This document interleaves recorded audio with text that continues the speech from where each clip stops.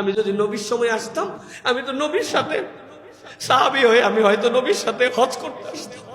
আল্লাহ, তো আমি আমার ইচ্ছায় আসি নাই, কিন্তু আমার নবী এখানে দাঁড়াইছে, দাঁড়াই খানায় কাবার দিকে ফিরছে, ফিরে দোয়া করছে, ইন্না সাফা ওয়াল মারওয়াতা মিন শাআইরিল্লাহ। আল্লাহ, এই সাফা মারওয়া হচ্ছে তোমার নিদর্শন। আল্লাহ, ওমান হাজ্জাল বাইতা আও ইতামারা ফালা জুনাহা আলাইহি ইয়াতাওয়াফা বিহিমা। আল্লাহ, কিয়ামত পর্যন্ত কেউ হজ করবে, উমরা করবে, আল্লাহ এর মধ্যে দৌড়াদৌড়ি করার মধ্যে অকল্যাণ নাই, বরকত আছে। আল্লাহ, আমি নবীর সাথে আসি নাই, নবীর সময় আসি নাই, কিন্তু আমি এই জায়গায় দাঁড়াই খানায় খাবার দিকে মুখ ফিরাই।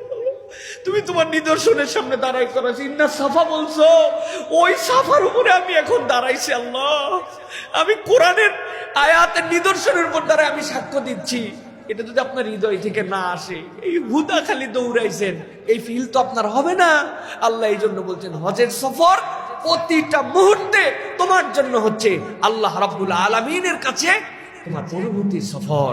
তুমি চিন্তা করবে ওই সময় থেকে এই সময় পর্যন্ত বাস্তবতাও চিন্তা করো।